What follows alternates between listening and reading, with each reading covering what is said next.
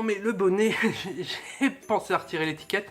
Alors on va parler de quoi aujourd'hui? On va parler d'un comics, A8 Fairyland chez Urban Comics. Donc le premier tome n'est malheureusement plus au prix de 10 €, je suis désolé, mais ça reste une excellente lecture. Alors de quoi ça parle? Ben tout simplement vous imaginez une histoire proche d'Alice au Pays des Merveilles, avec une jeune fille qui est toute mignonne, adorable, qui est plongée dans un monde merveilleux dont elle va devenir une espèce d'élu.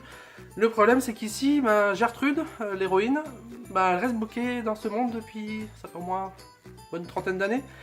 Et du coup elle n'arrive pas à trouver la clé et donc physiquement elle ne grandit pas, elle reste toujours une petite fille, mais physiquement je crois qu'à la planche c'était 30 ou 40 ans, mais moi je crois que c'est plutôt 30 ans, ou 40, enfin bref, elle est devenue adulte dans sa tête et bon, elle a ras-le-bol d'être la mignonne petite fille. Et vu qu'elle n'arrive pas à trouver cette clé depuis des années, elle décide de péter des gueules tout simplement, et c'est génial, c'est complètement décomplexé. Notamment ce qui est assez amusant dans le premier tome, c'est à chaque fois on a un narrateur différent dans les chapitres, et en fait qu'elle décide d'exploser, d'écraser, de faire tout, voilà, de d'écrabouiller. Elle a aidé par ce petit personnage qui en a ras-le-bol aussi, parce que voilà, il l'aide depuis le début, mais voilà, il en peut plus, il se drogue, il fume, enfin bref, c'est si vous aimez un peu l'univers des contes, mais que vous avez trouvé ça peut-être par moment, peut-être vous dites tiens, un peu niais, etc. Alors que c'est pas tout à fait le cas. Si on analyse un peu certains contes, on se rend compte que c'est plutôt à destination des adultes parfois.